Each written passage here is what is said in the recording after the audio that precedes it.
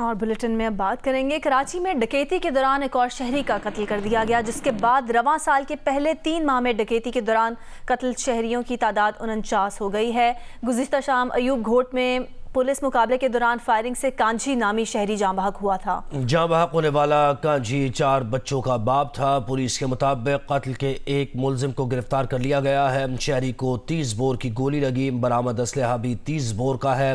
Police एहलकारों के पास 9mm और SMG rifles थी। वज़ीर दाखिला सिंध ज़िया लंझार कहते हैं कि कराची में स्ट्रीट क्राइम का मसला है, मगर इसे बढ़ा चढ़ा कर भी पेश किया जा रहा है। कराची में न्यूज़ कॉन्फ्रेंस के दौरान ज़िया लंझार ने कहा कि मीडिया में भी ये मामला गर्म है, मगर ये ज़िंदगी का कारोबार है। कारोबार चलता है तो क्राइम भी हो जाते हैं। लॉ एंड ऑर्डर के हवाले से आजकल काफ़ी प्रेस में चीज़ें गर्म हैं, ख़ास करके कराची में स्ट्रीट क्राइम्स के हवाले से। कराची में स्ट्रीट क्राइम का इशू है। स्ट्रीट क्राइम का हाइप भी एक क्रिएट की गई है। ज़िंदगी का कारोबार है, ये जो चलना है, इसमें क्राइम भी होगा। और कच्चा एरिया जो हमारा वो चल रही थी कि जो मुल्तान और सखर मोटरवे वो बंद हो जा रहा है, तो अल्हम्दुलिल्लाह वो ठीक है, वहाँ पर ट्रैफिक चल रही है। इंडस हाईवे चल रहा है, लेकिन उक्का दुक्का इश्यूज़ हो रहे हैं। हम अपर सिंध का विज़िट आफ्टर योम अली कर रहे हैं और वहाँ एक लायामल बनाकर और वहाँ पर ऑपरेशन बाज़ाब्ता ऑपरेशन करेंगे। 1000 नफरी का मैंने IG साहब को कहा है कि घोटकी और 1000 एक्स्ट्रा नफरी जो है कश्मीर डिस्ट्रिक्ट में हम वहाँ पर लगाएंगे। उनके जो रिश्तेदार थे उनमें काफ़ी उनको अरेस्ट किया गया है, उसकी वो रिटेलिएशन कर रहे हैं। लेकिन मैंने ST को कहा है कि जब तक मेन जवाबदार अरेस्ट नहीं होंगे, हम उनकी जो भी रिप्लेसमेंट्स हैं, जो इनके पास अरेस्ट हैं, हम उनको नहीं छोड़ेंगे। वज़ीर तालीम पंजाब सिकंदर हयात ने कहा है कि पंजाब में मैट्रिक के इम्तिहान के दौरान नकल की सूरत हाल सिंध से भी ज़्यादा ख़राब हो चुकी है। 80,000 रुपये में इम्तिहानी मराकज़ बेचे गए। 1 अप्रैल को होने वाले रियाजी के पर्चे की एडवांस बुकिंग भी हो चुकी है। चेयरमैन बोर्ड और कंट्रोलर इम्तिहानात बूटी माफिया के साथी हैं। पिछले 4-5 साल में सिस्टम्स ऐसे बन गए कि ये बोर्ड्स इंडिपेंडेंट हैं, किसी मिनिस्ट्री के अंडर नहीं आते और ये हायरिंग एंड फायरिंग खुद करते हैं। तो देन मैंने कहा कि फिर I have to reach everywhere. तो हमने फिर उन सेंटर्स पे जाके छापे मारे और बिल्कुल absolutely like you said, I was so disappointed कि ये तो सिंध से भी बुरे हालात। एंड इमेजिन अगर लाहौर के अंदर ये हो रहे तो रिमोट एरियाज़ में क्या हो रहा था। मंडे को मैथ का exam and that is comparatively the exam जिसमें ये सब कुछ चल रहा था, और हमें ये एविडेंसेस मिले हैं कि उसकी एडवांस बुकिंग्स हुई हैं। सेंटर्स का सौदा हुआ है पेपर पर paper rate ranging from 4,000 to 7,000। बहुत बड़े बड़े लोग इसमें बेनकाब होंगे। करीबन 70 के करीब ऐसे लोग हैं जो डेप्यूटी सुपरिटेंडेंट और सुपरिटेंडेंट सर्व कर रहे हैं लाहौर में, बट वो शेखोपुरा से उठा के लगाए गए। वो सेंटर्स जहाँ पे हज़ारों लोग रोज़ पेपर दे रहे हैं, वो पूरे के पूरे सेंटर्स बके हुए थे। 30 लोगों को अभी तक अरेस्ट कराया है। पिछले 5 साल वज़ीर साहब उनकी गवर्नमेंट ने जो सिस्टम्स बनाए उनमें ये 9 के 9 बोर्ड्स इंडिपेंडेंट हो चुके हैं और इन बोर्ड्स के पास अरबों रुपए का रेवेन्यू है। चीटिंग कराना तो एक चीज़ है, जो बच्चे काबिल हैं, जो बच्चे पढ़ रहे हैं, उनके पेपर्स उठाए जाते हैं और दूसरों को दिए जाते हैं। उनका टाइम वेस्ट हो रहा है, उनकी पोजीशंस जो उन्होंने लेनी थी वो सारी आर गॉन टू वेस्ट।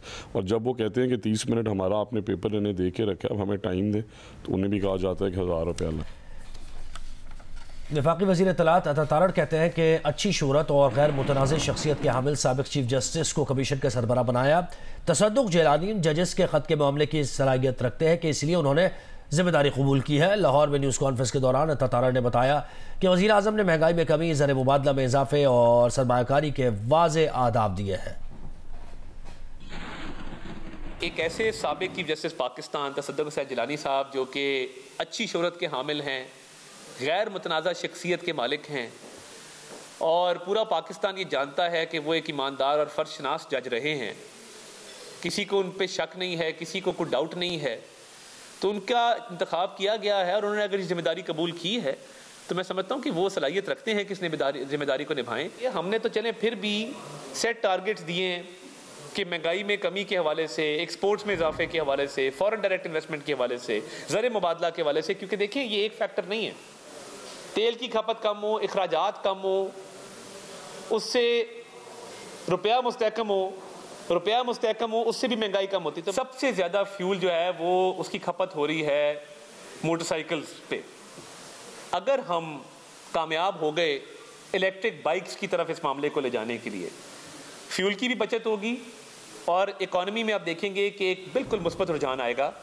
तो एक ये पॉलिसी भी ज़ेरे गौर है, इसकी तफसीलात टाइम के साथ आ जाएंगी। काबीना के अरकान भी जो हैं कोई तनख्वाह कोई बरात नहीं ले रहे। एक कमेटी बनाई गई थी, ऑस्टेरिटी कमेटी, जो अखराजात को, हुकूमती अखराजात को कम करने के हवाले से एक रिपोर्ट अगले चंद दिनों में पेश करेगी वज़ीर आज़म को, और उसके मुताबिक फिर वज़ीर आज़म ऑस्टेरिटी पॉलिसी और हुकूमती मामलात में जो सादगी इख्तियार करने का एक मामला है उस पर एक लाहे अमल का ऐलान करेंगे। पीपल्स पार्टी के रहनुमा सईद गनी का कहना है कि चंद सियासी मुखालिफिन आसफा भुट्टो जरदारी के बिला मुकाबला इंतखाब को मुतनाज़ बनाने की कोशिश कर रहे हैं। मकामी लीडरशिप ने मुख्तलिफ सियासी जमातों से मुलाकातें की, जिसके बाद कई उम्मीदवार पीपल्स पार्टी के हक में दस्तबरदार हुए। मीडिया से गुफ्तगू में उन्होंने कहा कि जो आसफा भुट्टो की कामयाबी को मुतनाज़ बना रहे हैं, उनको मालूम है कि उन्हें इंतखाबात में बदतरीन शिकस्त होना थी।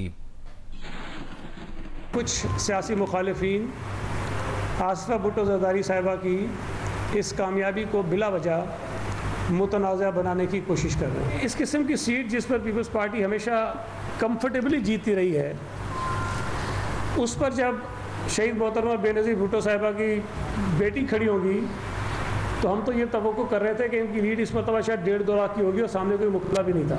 पाकिस्तान पीपल्स पार्टी के जो हमारे मकामी लीडर्स हैं, जिसमें चूँकि हमारे होम मिनिस्टर साहब का ताल्लुक भी उसी ज़िले से है, तो इन्होंने मुख्तलिफ जमातों से, मुख्तलिफ उम्मीदवारों से राब्ते किए, इनकी मुलाकातें हुई और उन मुलाकातों में वो राज़ी हो गए कि हम पीपल्स पार्टी के हक़ में विड्रॉ कर जाएंगे।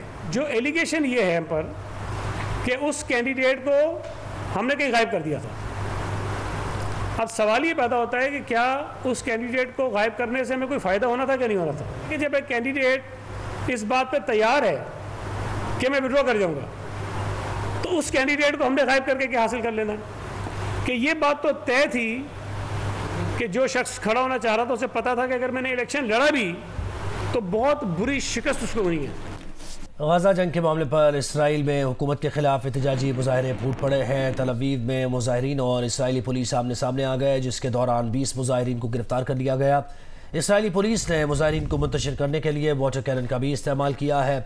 मुजाहरीन का कहना था कि नेतन्याहू हुकूमत गजा जंग से अपनी नाकामियां छुपाना चाहती है। नेतन्याहू की सियासी गलतियों ने इसराइल को जंग में झोंक दिया है। मुजाहरीन ने नेतन्याहू हुकूमत की बरतरफी और नए इलेक्शन कराने का मुतालबा किया है।